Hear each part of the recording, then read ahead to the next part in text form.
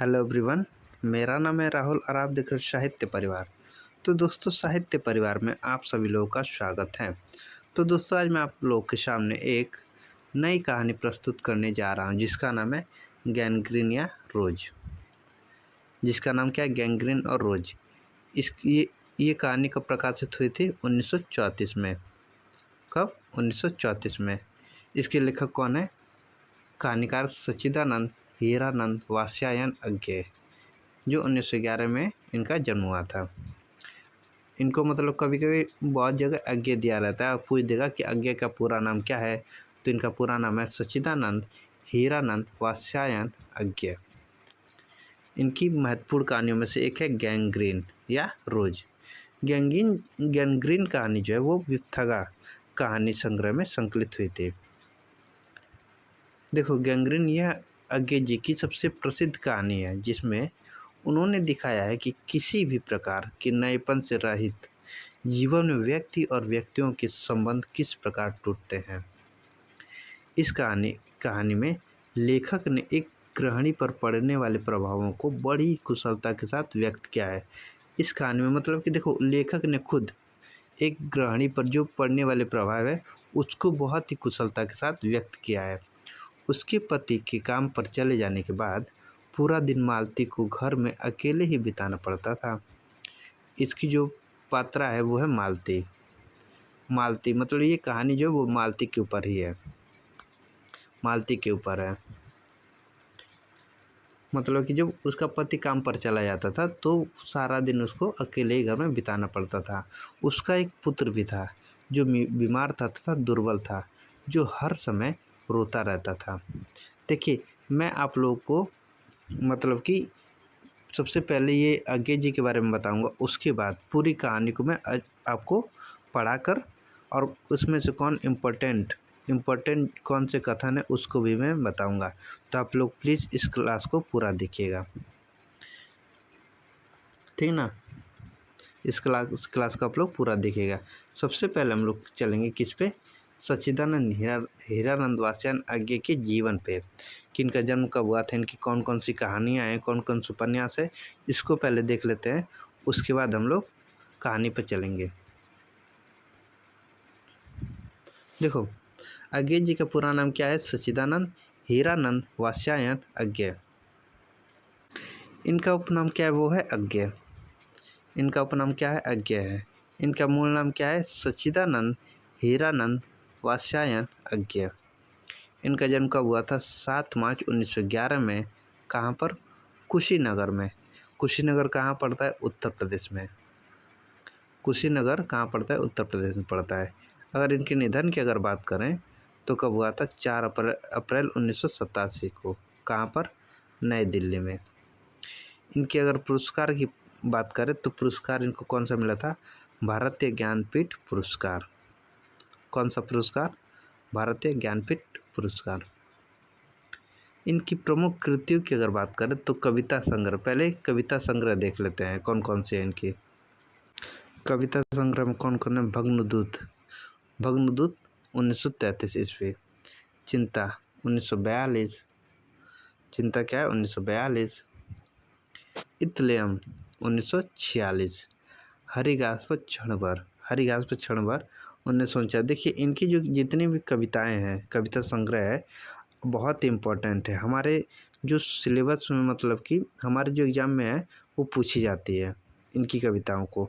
तो आप लोग बहुत मतलब कि इसको बहुत ही अच्छे से याद करेंगे। बाबरा अहरी 1954 में।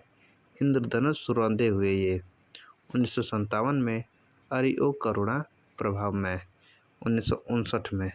आंगन के पार द्वार 1961 में। कितने नावों में कितनी बार 1967 में। देखो, ये कितने नावों में कितने बार, इनकी जितनी भी कविता संग्रह है सभी की सभी इम्पोर्टेंट है। मैं फिर से बता रहा हूँ क्योंकि इनकी कविता को कई बार एग्जामों में पूछा गया है। क्योंकि मैं उसे जानता हूँ 1970। सागर मुद्रा 1970। पहले मैं सन्नाटा बुनता हूँ 1974। महावृक्ष के नीचे 1977। नदी की बांक पर छाया 1981। प्रिजन डेज एंड अंदर प्रियोस्म अंग्रेजी में 1946 इत्यादि इनकी कविता संग्रह है। ठीक ना। इनकी इनकी सारी की सारी कविता संग्रह बहुत ही इम्पोर्टेंट है, आप लोग नोट कर लीजिएगा। कहानी संग्रह, इनकी कहानी संग्रह की अगर बात करें तो विपथगा 1937, परंपरा 1944। देखो विपथगा में ही जो है हमारी जो कहानी लगी हुई है सिलेबस में, रोज या गैंग्रीन, इसी कहानी संग्रह में है विपथगा में।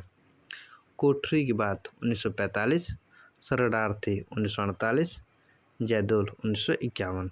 ये महत्वपूर्ण इनकी कहानी संग्रह है। अगर इनके उपन्यास की बात करें तो इनके उपन्यास मतलब कि कौन कौन सी महत्वपूर्ण उपन्यास है। एक है शेखर एक जीवनी, जो दो भागों में उपलब्ध है। एक का जो प्रकाशन वर्ष 1941 और दूसरे का 1944। पूछ देखो शेखर एक जीवनी जो भाग 2 है, उसका प्रकाशन वर्ष क्या है, तो 1944 है। और शेखर एक जीवनी जो एक भाग है, भाग 1, उसका प्रकाशन वर्ष 1941 है। नदी के द्वीप 1951, अपने अपने अजनबी 1961 ईस्वी में प्रकाशित हुए थे। इनकी यात्रा वृतांत की अगर बात करें तो उसमें है अरे यायावर रहेगा याद 1943 ईस्वी।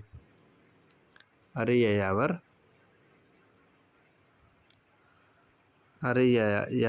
रहेगा याद 1943 ईस्वी। एक बूंद सहसा उछली 1960 में। अगर इनके निबंध संग्रह की अगर बात करें तो उसमें आता है सबरंग। निबंध संग्रह में कौन है, सबरंग, त्रिशुंग, आत्मनिपद, आत्मनिपद, आधुनिक साहित्य, एक आधुनिक परिदृश्य, आलवाल, इनकी प्रमुख निबंध संग्रह है। इनकी अगर आलोचना की अगर बात करें तो उनमें आता है त्रिशंकु 1945, आत्मनिपद 1960, अद्यतन 1971। तो ये थे इनके कविता संग्रह, इनकी कहानी संग्रह, इनके उपन्यास, यात्रा वृतांत, निबंध संग्रह और आलोचना। अब हम लोग कहानी के कुछ मुख्य तत्व को देख लेते हैं। रोज कहानी के मुख्य तत्व को देखो। रोज किसके है, अज्ञे जी के है। अज्ञेकृत कहानी रोज विपथगा कहानी में संकलित है। किसमें, विपथगा, यहाँ पे विपथगा कहानी संग्रह में, वहाँ पे आगे लिखा था ना विपथगा कहानी में संकलित है। विपथगा का प्रकाशन वर्ष 1937 है। कब है, 1937। देखिए रोज कहानी का इम्पोर्टेंट क्या क्या है। पहले है रोज कहानी किस कहानी संग्रह में है, वो विपथगा में है। कब, 1937 में प्रकाशित हुआ था। रोज कहानी किसकी है, अज्ञे की है। किसकी है, अज्ञे की है। पहले रोज कहानी गैंग्रीन शीर्षक से प्रकाशित हुई थी। देखो पहले ये जो रोज कहानी वो गैंग्रीन शीर्षक से प्रकाशित हुई थी, फिर बाद में ये रोज कहानी से प्रकाशित हुई। आत्मपरक शैली में रचित कहानी है। ये कौन सी है, ये आत्मपरक शैली में रचित कहानी है। मध्यवर्गीय जीवन की एक रसता को उसके समग्र रूप में चित्रित करने वाली कहानी है। यह जो है वो मध्यवर्गीय जीवन की एक रसता को उसके समग्र रूप में चित्रित करने वाली ये कहानी है। देखो ये जो कहानी वो इस प्रकार, मतलब कि ये जो कहानी है ये मतलब कि महिला जो घर में रहती हैं, मतलब पति चले जाते हैं काम पर, वो महिला घर में रहती है, वो दिन भर किस तरह उस घर में बिताती है, उसका बहुत ही अच्छा वर्णन किया है इस कहानी में अज्ञे के द्वारा। तो हम लोग बिना देर करते हुए चलिए सीधे कहानी पे चलते हैं। देखिए हम लोग आगे कहानी गैंग्रीन या रोज कहानी पे। गैंग्रीन या रोज कहानी पे अज्ञे, इसके लेखक कौन है, अज्ञे है। दोपहर में उस सूने आंगन में पैर रखते हुए मुझे ऐसा जान पड़ा मानो उस पर किसी सांप की छाया मंडरा रही हो।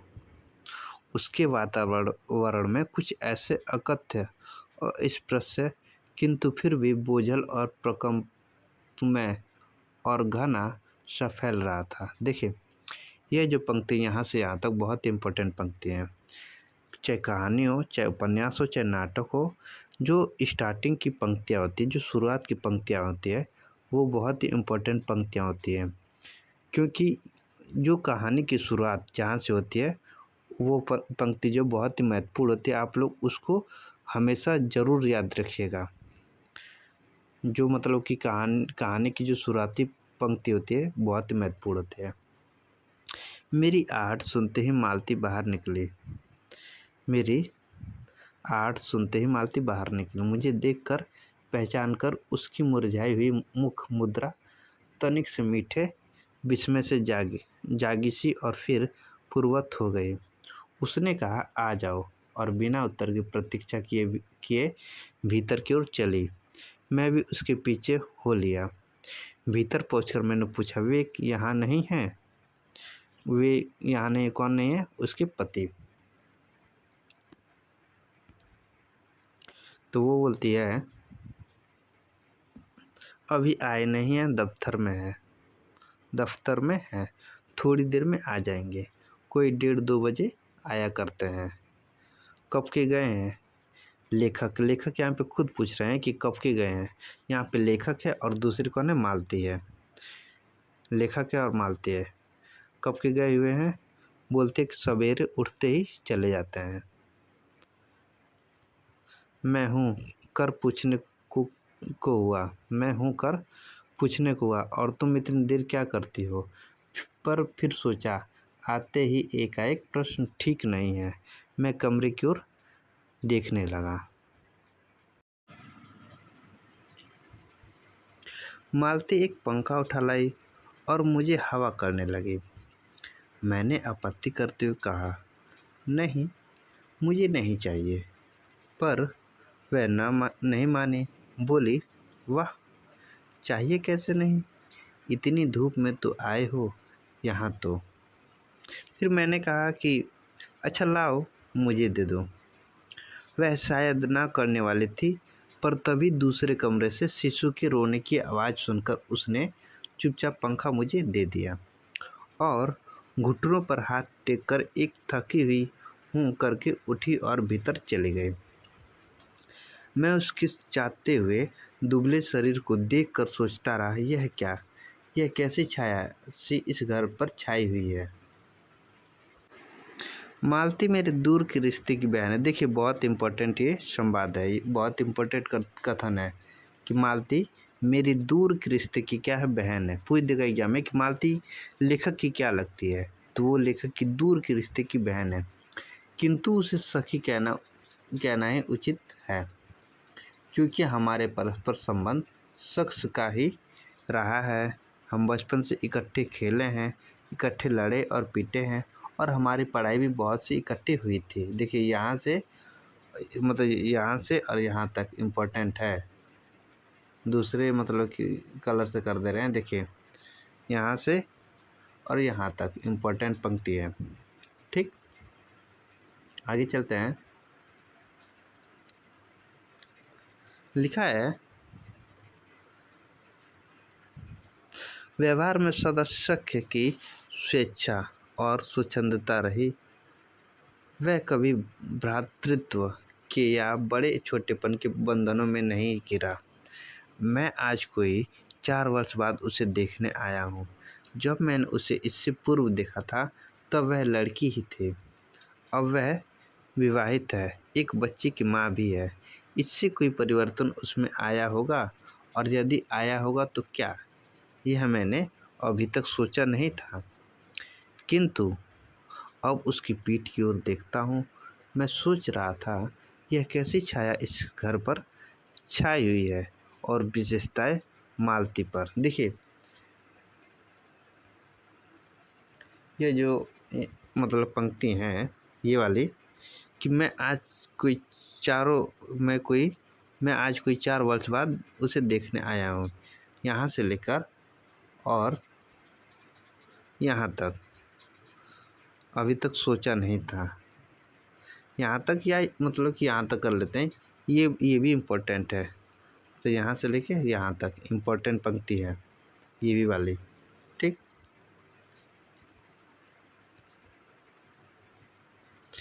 मालती बच्ची को लेकर लौट आई।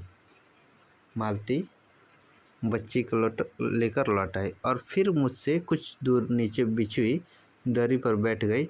मैंने अपनी कुर्सी घुमाकर कुछ उसकी ओर उन्मुख होकर पूछा, इसका नाम क्या है? इसका नाम क्या है। मतलब कि वो पूछता है लेखक कि बच्चे का नाम क्या है।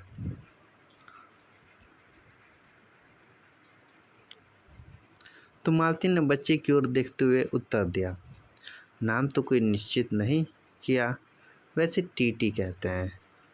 वैसे क्या कहते हैं? टीटी कहते हैं। देखिए ये भी कथन इम्पोर्टेंट है। मालती ने बच्ची की ओर देखते हुए उत्तर दिया, नाम तो कोई निश्चित नहीं है, क्या है? वैसे टीटी। टीटी पूछ देगा टीटी मतलब कि किस कहानी का पात्र है। टीटी किस कहानी का पात्र है? तो वो है रोजा गैंग्रीन, मालती का बेटा है या मालती का बच्चा है। मैंने उसे बुलाया, टीटी टीटी आजा। पर वह अपनी बड़ी बड़ी आंखों से मेरी ओर देखता हुआ अपनी माँ से चिपट गया और रुआंसा होकर कहने लगा, "उह, उह, उह।" मालती ने फिर उसकी ओर एक नज़र देखा और फिर बाहर आंगन की ओर देखने लगी।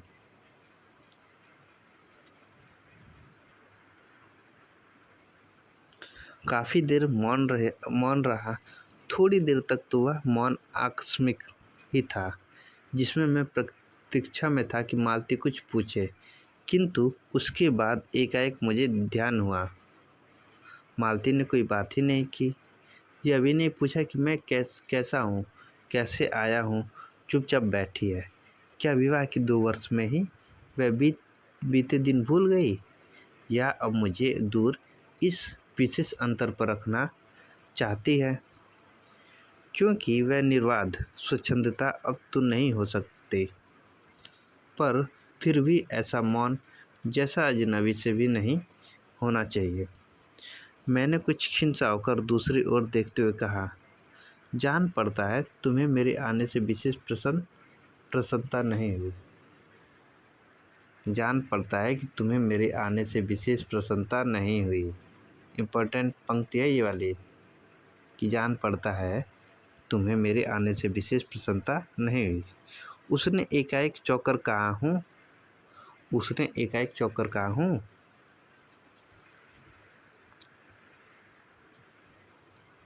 यह हूँ प्रश्न सूचक था, किंतु इसलिए नहीं कि मालती ने मेरी बात सुनी नहीं थी, केवल विस्मय के कारण। इसलिए मैं अपनी बात दोहराई नहीं, चुप बैठा रहा। मालती कुछ बोली ही नहीं। तब थोड़ी देर बाद मैंने उसकी ओर देखा। वह एकटक मेरी ओर देख रहे थे, किंतु मेरे उधर उन्मुख होते ही उसने आंखें नीचे कर ली। फिर भी मैंने देखा उन आँखों में कुछ विचित्र सा भाव था, मानो मालती के भीतर कहीं कुछ चेष्टा कर रही हो। किसी बीती हुई बात को याद करने की, किसी बिखरे हुए वायुमंडल को पुनः जगाकर गतिमान करने की, किसी टूटे हुए व्यवहार तंतु को पुनर्जीवित करने की और चेष्टा में सफल न हो रहा हो, वैसे जैसे देर से प्रयोग में न लाए हुए अंग को व्यक्ति एकाएक उठाने लगे और पाए कि वह उठता ही नहीं। चिर स्मृति में मानो मर गया है, उतने क्षीण बल से, यद्यपि वह सारा प्राप्त बल है, उठ नहीं सकता। मुझे ऐसा जान पड़ा मानो किसी जीवित प्राणी के गले में किसी मृत जंतु का तोक डाल दिया गया हो, वह उसे उतारकर फेंकना चाहे पर उतार न पाए।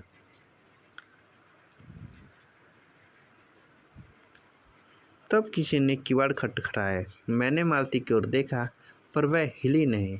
जब किवाड़ दूसरी बार खटखटाए गए, तब वह शिशु को अलग करके उठी और किवाड़ खोलने लगी। वे यानी मालती के पति आए हैं। कौन? मालती के पति आए हैं। मैंने उन्हें पहली बार देखा था, यद्यपि फोटो से उन्हें पहचानता था। परिचय हुआ। मालती खाना तैयार करने आंगन में चली गई और हम दोनों भीतर बैठकर बातचीत करने लगे। उनकी नौकरी के बारे में, मैं उनके जीवन के बारे में, उस स्थान के बारे में और ऐसे अन्य विषयों के बारे में जो पहले परिचय पर उठा करते हैं, एक तरह के सुरक्षात्मक कवच बनकर।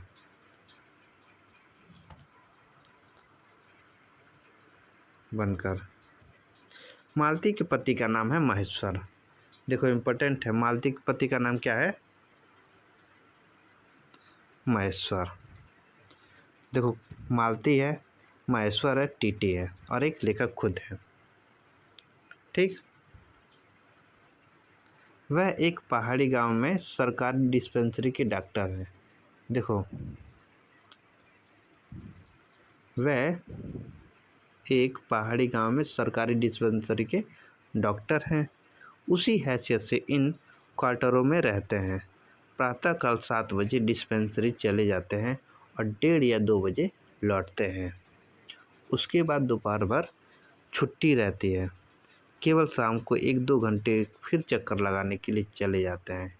डिस्पेंसरी के साथ के छोटे से अस्पताल में पड़े हुए रोगियों को देखने और अन्य ज़रूरी हिदायतें करने उनका जीवन भी बिल्कुल एक निर्दिष्ट ढर्रे पर चलता है। नित्य वही काम, उसी प्रकार के मरीज, वही हिदायतें, वही नुस्खे, वही दवाइयाँ, वह स्वयं उकताए हुए हैं। देखिए बहुत इम्पोर्टेंट पंक्ति ये है। कहाँ से कहाँ तक मैं आपको बता रहा हूँ। यहाँ से और यहाँ तक, ये यहाँ से यहाँ तक इम्पोर्टेंट पंक्ति है। आप लोग माइंड में रखिएगा ये पंक्ति। मालती के पति का नाम क्या? महेश्वर। ये गांव में सरकारी डिस्पेंसरी के डॉक्टर हैं। ठीक, बहुत ही इम्पोर्टेंट है। तो ये पूरी की पूरी लाइन इम्पोर्टेंट है।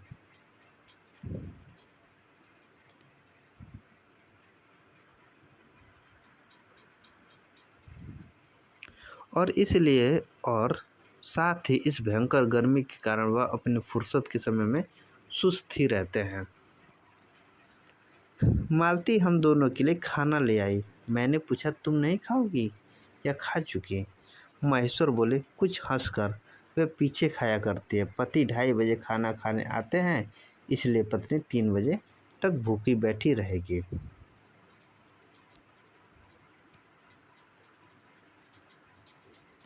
महेश्वर जो है खाना आरंभ करते हुए मेरी ओर देखकर बोले, आपको तो खाने का मज़ा क्या है, क्या ही आएगा, ऐसे विवक्त खा रहे हैं। मैंने उत्तर दिया, वाह, देर से खाने पर तो और अच्छा लगता है। भूख बढ़ी हुई होती है, पर शायद मालती बहन को कष्ट होगा। मालती टोक कर बोली, मेरे लिए तो यह नहीं बात नहीं है, रोज़ ही ऐसा होता है। मालती बच्चे को गोद में लिए हुए थी। बच्चा रो रहा था, पर उसकी ओर कोई भी ध्यान नहीं दे रहा था। मैंने कहा, यह रोता क्यों है? मालती बोली, हो ही गया है चिड़चिड़ा सा, हमेशा ही ऐसे रहता है। फिर बच्चे को डांट कर कहा, चुप कर, जिससे वह और भी रोने लगा। मालती ने भूमि पर बैठा दिया और बोली, अच्छा ले, रो ले, और रोटी लेने आंगन की ओर चली गई। जब हमने भोजन समाप्त किया तब 3 बजने वाले थे।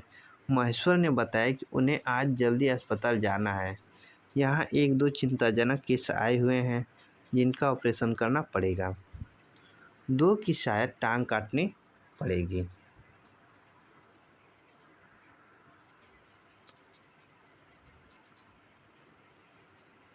गैंग्रीन हो गया है। थोड़ी ही देर में वह चले गए। मालती किवाड़ बंद कर आई और मेरे पास बैठने ही लगी थी कि मैंने कहा, अब खाना तो खा लो, मैं उतनी देर टीटी से खेलता हूँ। वह बोली, हाँ, खा लूँगी। मेरे खाने की कौन कौन बात है, किंतु चली गई। मैं टीटी को हाथ में लेकर झुलाने लगा, जिससे वह कुछ देर के लिए शांत हो गया। दूर शायद अस्पताल में ही 3 खड़के एकाएक में चौंका। मैंने सुना मालती वहीं आंगन में बैठी अपने आप ही एक लंबी सी थकी हुई सांस के साथ कह रही है, 3 बज गए हैं, मानो बड़ी तपस्या के बाद कोई कार्य संपन्न हो गया हो। थोड़ी ही देर में मालती फिर आ गई। मैंने पूछा, तुम्हारे लिए कुछ बचा भी था? सब कुछ तो तो मालती कहते बहुत था। हाँ बहुत था, भाजी तो सारी मैं ही खा गया था। वहाँ बचा कुछ होगा नहीं, यूं ही रोब तो न जमाओ कि बहुत था। मैंने हंस कर कहा। इम्पोर्टेंट पंक्ति ये भी है कि हाँ, लेखक बोलता है कि हाँ बहुत था, भाजी तो सारी मैं ही खा गया, वहाँ बचा कुछ होगा नहीं, यूं ही रोब तो न जमाओ कि बहुत था। मैंने हंस कर कहा, मतलब लेखक ने हंस कर कहा। मालती मानो किसी और विषय की बात कहते हुए बोली, यहाँ सब्जी वब्जी तो कुछ होती ही नहीं, कोई आता जाता है तो नीचे से मंगा लेते हैं। मुझे आए 15 दिन हुए हैं, जो सब्जी साथ लाए थे वही अभी बढ़ती जा रही है। मैंने पूछा, नौकर कोई नहीं है? कोई ठीक मिला नहीं, शायद 1-2 दिन में हो जाए। बर्तन भी तुम ही मांजती हो? मालती कहते, और कौन? कहकर मालती क्षण भर आंगन में जाकर लौट आई। फिर लेखक पूछता है कि मैंने पूछा कहाँ गई थी? लेखक पूछता है कि कहाँ गए थे? तो मालती बोलती कि आज पानी ही नहीं है, बर्तन कैसे मांजेंगे? क्यों, पानी को क्या हुआ? मालती बोलती कि रोज ही होता है, कभी वक्त पर तो आता नहीं। आज शाम को 7 बजे आएगा, तब बर्तन मांजेंगे। चलो, तुम्हें 7 बजे तक छुट्टी हुई। कहते हुए मैं मन ही मन सोचने लगा, अब इसे रात के 11 बजे तक काम करना पड़ेगा। छुट्टी क्या खाक हुई? यही उसने कहा। मेरे पास कोई उत्तर नहीं था, पर मेरी सहायता टीटी ने की। एकाएक फिर रोने लगा और मालती के पास जाने की चेष्टा करने लगा। मैंने उसे दे दिया। थोड़ी देर फिर मौन रहा। मैंने जेब से अपनी नोटबुक निकाली और पिछले दिनों के लिखे हुए नोट देखने लगा। तब मालती को याद आया कि उसने मेरे आने का कारण तो पूछा ही नहीं, और बोली, यहाँ कैसे? मैंने कहा, कहा ही तो। अच्छा, अब याद आया, तुमसे मिलने आया था। और क्या करने? तो दो दो एक दिन रहोगे ना? नहीं, कल चला जाऊंगा। जरूरी जाना है। मालती कुछ नहीं बोली। कुछ खिंसी हो गई। मैं फिर नोटबुक की तरह देखने लगा।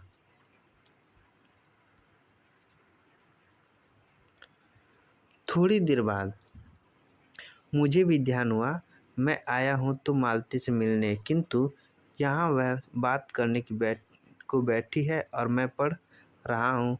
पर बात भी क्या की जाए? मुझे ऐसा लग रहा था कि इस घर पर जो छाया घिरी हुई है वह अज्ञात रहकर भी मानो मुझे भी वश में कर रही है।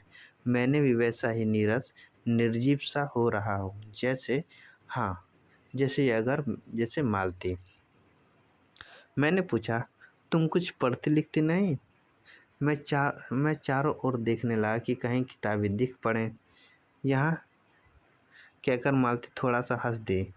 वह हंसी कह रही थी, यहाँ पढ़ने को है क्या? मैंने कहा, अच्छा, मैं वापस जाकर ज़रूर कुछ पुस्तकें भेजूंगा। और वार्तालाप फिर समाप्त हो गया।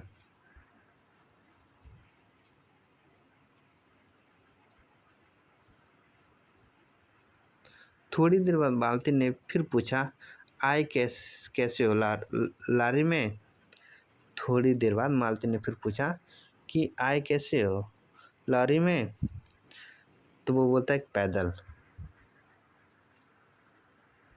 वह क्या बोलता है कि पैदल। इतनी दूर बड़ी हिम्मत की, आखिर तुमसे मिलने आया हूँ, ऐसा ऐसे ही आए हो? नहीं, कुली पीछे आ रहा है सामान लेकर, मैंने सोचा बिस्तरा ले ही चलूँ। अच्छा किया। मालती कहती कि अच्छा क्या है, यहाँ तो बस।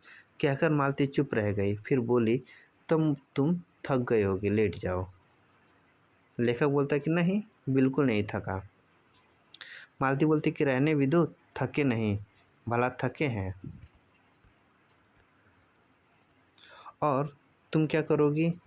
मैं बर्तन रखती हूँ, पानी आएगा तो धुल जाएंगे।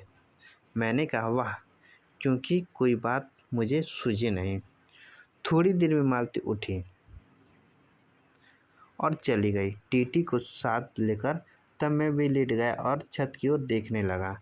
मैं विचारों के साथ आंगन से आती हुई बर्तनों के घिसने की खनखन ध्वनि मिलकर एक विचित्र एक स्वर उत्पन्न करने लगी, जिसके कारण मेरे अंग धीरे धीरे ढीले पड़ने लगे। मैं ऊँघने लगा। देखिए, यह भी इम्पोर्टेंट है, इम्पोर्टेंट पंक्ति ये भी है, इम्पोर्टेंट पंक्ति ध्यान दीजिएगा कि थोड़ी देर में मालती उठी और चली गई।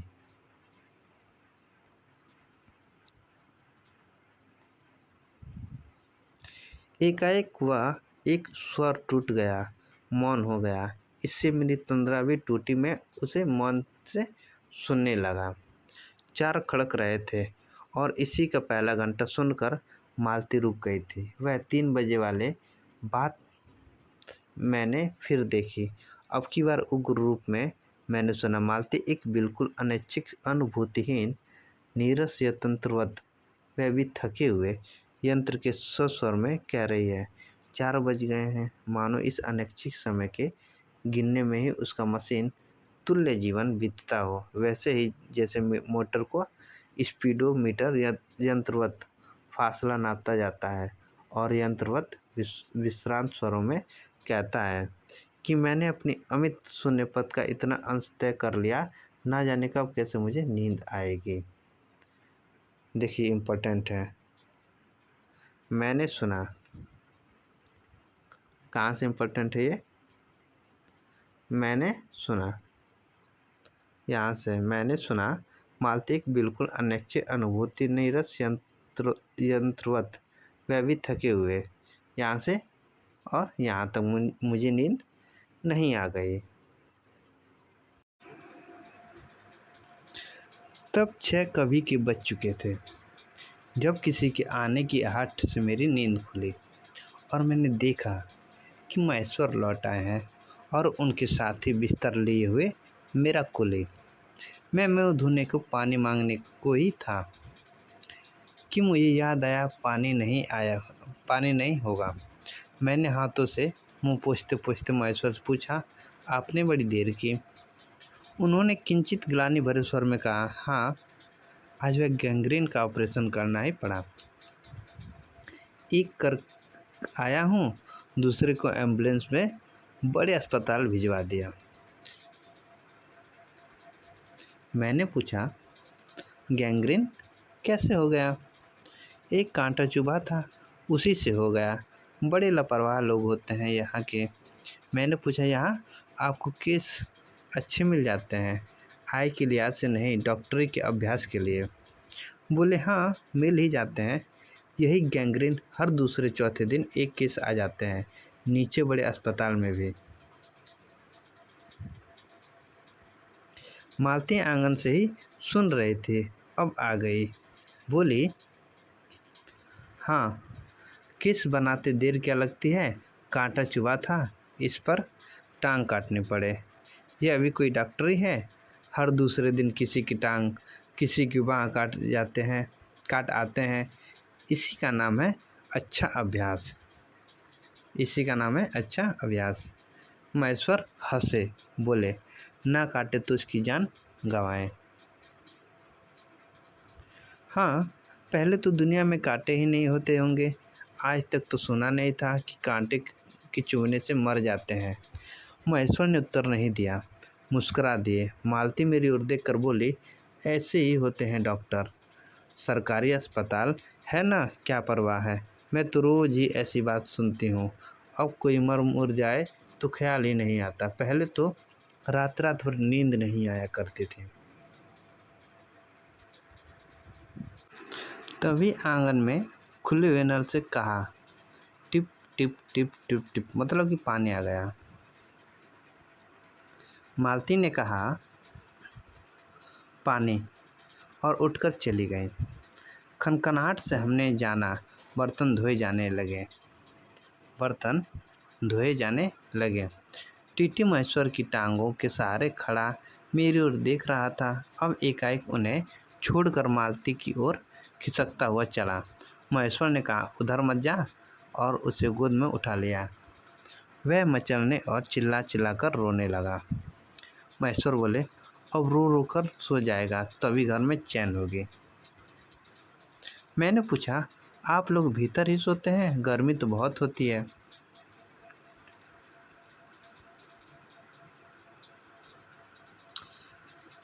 होने को तो मच्छर भी बहुत होते हैं, पर यह लोहे की पलंग उठाकर बाहर कौन ले जाए। अब के नीचे नीचे जाएंगे तो चारपाइया ले आएंगे।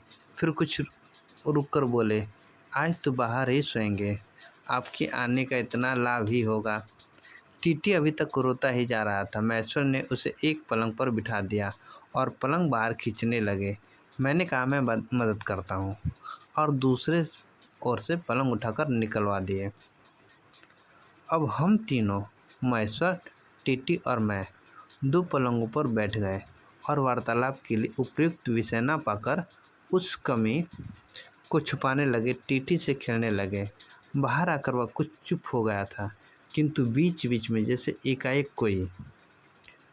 कोई भूला हुआ कर्तव्य याद करके रो उठता या फिर एकदम चुप हो जाता। और कभी कभी हम हंस पड़ते थे या महेश्वर उसके बारे में कुछ बातें कह देते थे। मालती बर्तन धो चुकी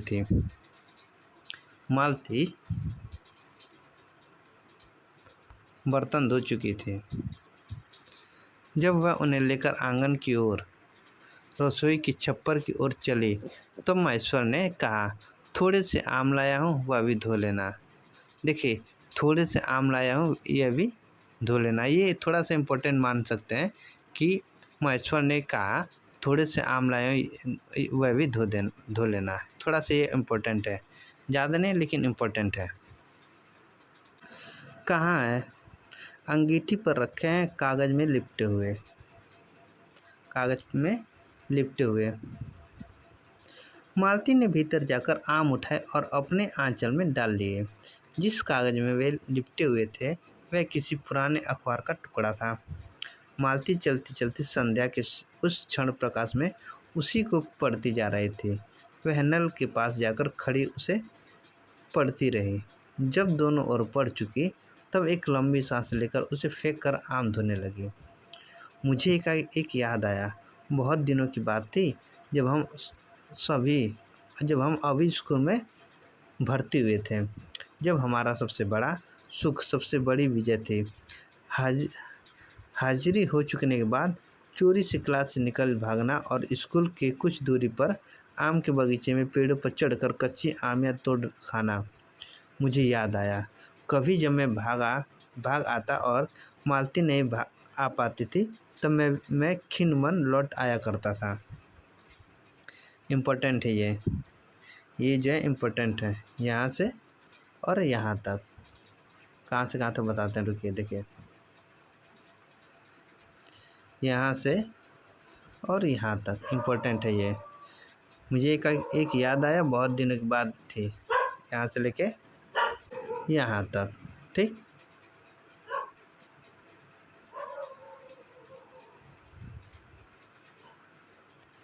मालती कुछ नहीं पढ़ती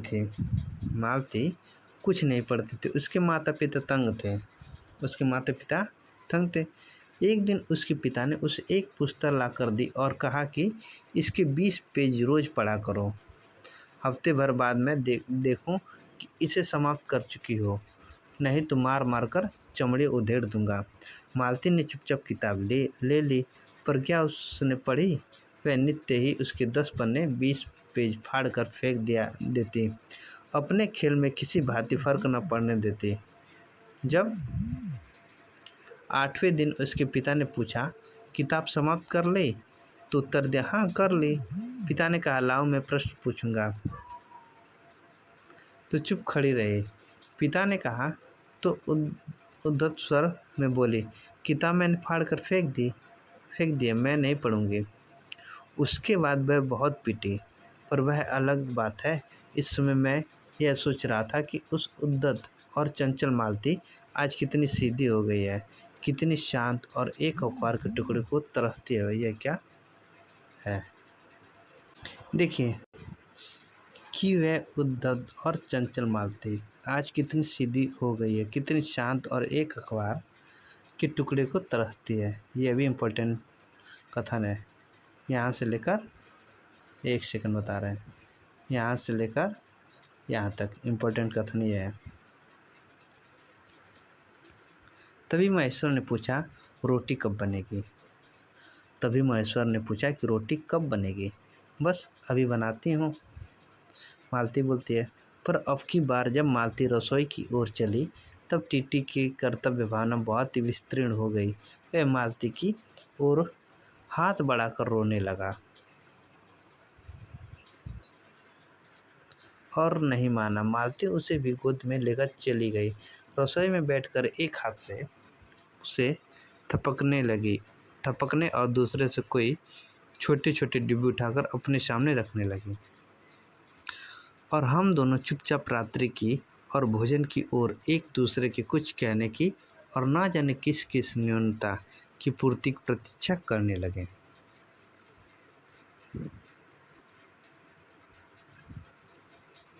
हम भोजन कर चुके थे और बिस्तरों पर लेट गए थे और टीटी सो गया था। मालती पलंग की एक ओर मोमजामा बिछाकर उसे उस पर लिटा गई थी। वह सो गया था, पर नींद में कभी कभी चौंक उठता था। एक बार तो उठकर बैठ भी गया था, पर तुरंत ही लेट गया। मैंने महेश्वर से पूछा, आप तो थके होंगे, सो जाइए। वह बोले, थके तो आप अधिक होंगे, 18 मील पैदल चलकर आए हैं। किंतु उनके स्वर न मानो, जोड़ दिया, थका तो मैं भी हूँ, थका तो मैं भी हूँ। मैं चुप रहा। थोड़ी देर में किसी अपर संज्ञा ने मुझे बताया वह ऊँघ रहे हैं।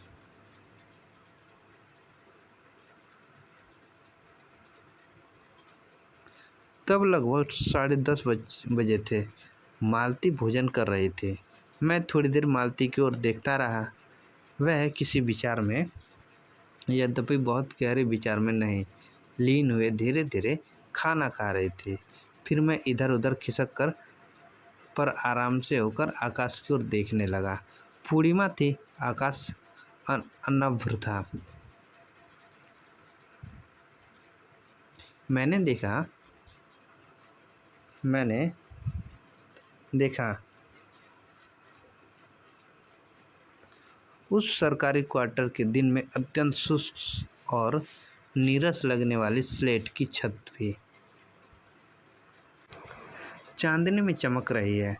अत्यंत शीतलता और स्निग्धता से छलक रही है, मानो चंद्रिका उन पर से बहती हुई आ रही हो, झर रही हो। देखिए, यह भी इम्पोर्टेंट है कि मैंने देखा उस सरकारी क्वार्टर के दिन में अत्यंत शुष्क और नीरस, यहाँ से यहाँ तक, यह इम्पोर्टेंट है।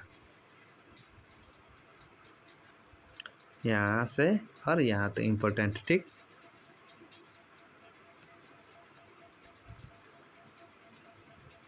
मैंने देखा पवन में चीड़ के वृक्ष गर्मी से सूखकर मटमैले हुए। चीड़ के वृक्ष धीरे धीरे गा रहे हों कोई राग जो कोमल है किंतु करुण नहीं, अशांति में है किंतु उद्वेग में नहीं। ये भी इम्पोर्टेंट है कि मैंने देखा पवन में चीड़ की वृक्ष गर्मी से सूखकर मटमैले हुए चीड़ की वृक्ष धीरे धीरे गा रहे हैं। ये भी इम्पोर्टेंट है, यहाँ से यहाँ तक, ये भी इम्पोर्टेंट है। फिर यहाँ पे लिखा, मैंने देखा प्रकाश से धुंधले नीले आकाश के तट पर जो चमगादड़ नीरव उड़ान से चक्कर काट रहे हैं वे भी सुंदर दिखते हैं। ये भी इम्पोर्टेंट है, मैंने देखा प्रकाश से धुंधले नीले, ये भी इम्पोर्टेंट है।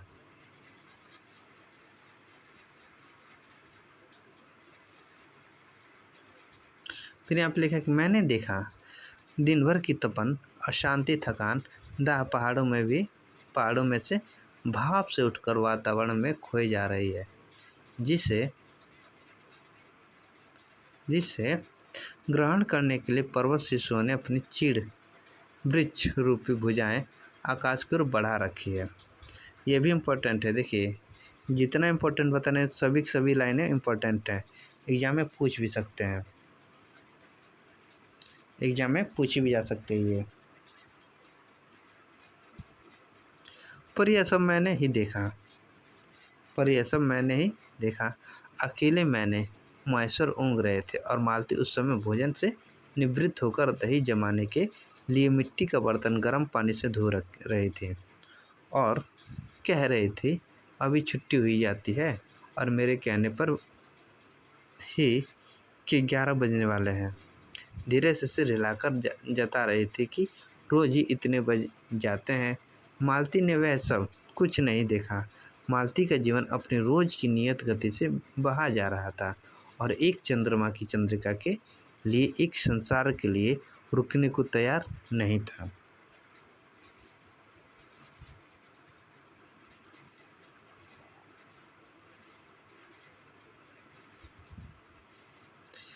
चांदनी में शिशु कैसा लगता है, इस अलस जिज्ञासा से मैंने टीटी की ओर देखा और वह एकाएक मानो किसी से वोचित वामता से उठा और खिसर कर पलंग से नीचे गिर पड़ा और चिल्ला चिल्ला कर रोने लगा। महेश्वर ने चौंक कर कहा, क्या हुआ? मैं झपट कर उसे उठाने दौड़ा। मालती रसोई से बाहर निकल आई। मैंने उसे खट शब्द को याद करके धीरे से करुणा भरे स्वर में कहा, चोट बहुत लग गई बेचारे को। यह सब मानो एक ही क्षण में एक ही क्रिया की गति में हो गया। मालती ने रोते शिशु को मुझे लेने के लिए हाथ बढ़ाते हुए कहा, इसकी चोटें लगती ही रहती है, रोज ही गिर पड़ता है, रोज ही गिर पड़ता है। एक छोटे क्षण भर के लिए मैं स्तब्ध हो गया। फिर एकाएक मेरे मन में मेरे समुच्चय अस्तित्व ने विद्रोह के स्वर में कहा, मेरे मन ने भीतर ही बाहर एक शब्द भी नहीं निकला।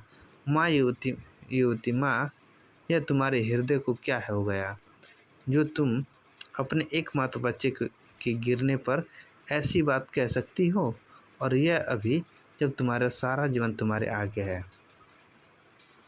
देखो माँ युवती माँ, यहाँ से लेकर यहाँ तक यह कथन इम्पोर्टेंट है। यहाँ से लेकर और यहाँ तक यह भी जो कथन है इम्पोर्टेंट है कि माँ युवती माँ, यह तुम्हारे हृदय को क्या हो गया है जो तुम अपने एकमात्र बच्चे के गिरने पर ऐसी बात कह सकती हो, और यह अभी जब तुम्हारे सारा जीवन तुम्हारे आगे है।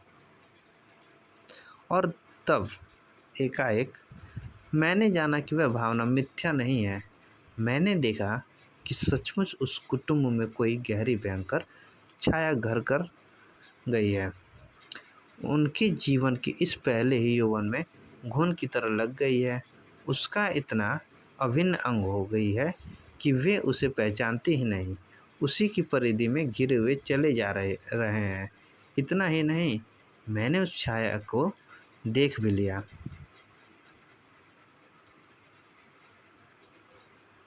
इतनी देर में पूर्वत शांति हो गई थी।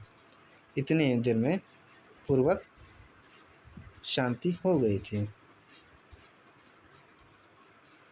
महेश्वर फिर लौटकर ऊँघ रहे थे।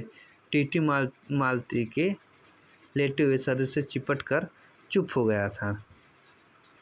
यद्यपि कभी एक आध सिसकी उसके छोटे से शरीर को हिला देती थी। मैं भी अनुभव करने लगा था कि बिस्तर अच्छा सा लग रहा है। मालती चुपचाप ऊपर आकाश में देख रही थी, किंतु क्या चंद्रिका को या तारे को। तभी 11 का घंटा बजा। मैंने अपनी भारी हो रही पलकें उठाकर अकस्मात किसी अस्पष्ट प्रतीक्षा से मालती की ओर देखा। 11 के पहले घंटे की खड़कन के साथ ही मालती की छाती एकाएक फफोल की भांति उठी और धीरे धीरे बैठने लगी, और घंटा ध्वनि के कंपन के साथ ही मुख हो जाने वाली आवाज़ में उसने कहा, 11 बज गए।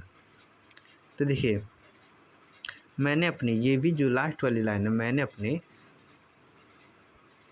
भारी हो रहे पलकें उठाकर अकस्मात किसी अस्पष्ट प्रतीक्षा से मालती की ओर देखा। ये यहाँ से लेकर यहाँ तक, ये लास्ट का जो लाइन है ये भी इम्पोर्टेंट पंक्ति है, ठीक ना। यहाँ से और यहाँ तक इम्पोर्टेंट है। तो ये थी हमारी कहानी गैंग्रीन या रोज। तो ये थी हमारी महत्वपूर्ण कहानी। अगर अच्छा लगा तो प्लीज़ आप लोग लाइक करिएगा, सब्सक्राइब करिएगा। मैं आप लोगों के सामने ऐसे और कहानी लेकर आता रहूँगा। जो आपके एग्ज़ाम के लिए बहुत ही ज़्यादा महत्वपूर्ण रहेगा। तो आज के लिए इतना ही। मैं आपको बता दूं, देखिए एक सेकंड थोड़ा रुक जाइए, मैं आपको बता दूं कि अभी कौन कौन सी कहानी हम लोग को पढ़ना बाकी है। देखो देखो हम लोग पढ़ चुके हैं एक टोकरी भर मिट्टी,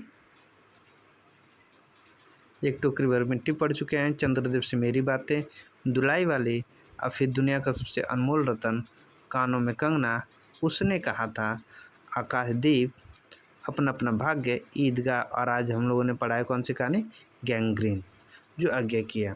और आगे हम लोग कौन सी कहानी भी पढ़ेंगे राही, जो सुभद्रा कुमारी चौहान जी की है, सिक्का बदल गया, जो कृष्णा सोबती का है, चीफ की दावत, जो भीष्म साहनी का है, और परिंदे, जो निर्मल वर्मा का है, और राजा निर्वसिया कमलेश्वर का, कोसी का गठवार शेखर जोशी, लालपन की बेगम फणीश्वरनाथ रेणु, और तीसरी कसम उर्फ मारे गए गुलफाम, फणीश्वरनाथ रेणु, और पिता ज्ञान रंजन, इंस्पेक्टर माता दिन चांद पर, हरिशंकर परसाई, और अमृतसर आ गए, जो भीष्म साहनी का है। तो ये कहानी हमारे सिलेबस में, मतलब कि सारी कहानी हमारे सिलेबस में लगी है। तो गैंग्रीन या रोज तक तो हो गया था, यहाँ तक तो हम लोगों ने कहानी को पढ़ लिया है, देख लिया है। और जो बाकी कहानियाँ हैं, कुछ समय के बाद हम लोग इस कहानी को भी पढ़ेंगे। और देखिए जैसे ये कहानी ख़त्म हो जाती है, मैं एक मैराथन क्लास लूँगा जिस पे जो है इन सभी कहानियों की जो इम्पोर्टेंट क्वेश्चन है, जो बन सकते हैं इसके इम्पोर्टेंट क्वेश्चन, उस क्वेश्चन को मैं आप लोगों के सामने लेकर आऊँगा। ठीक, तो आज के लिए इतना ही, तब तक के लिए धन्यवाद।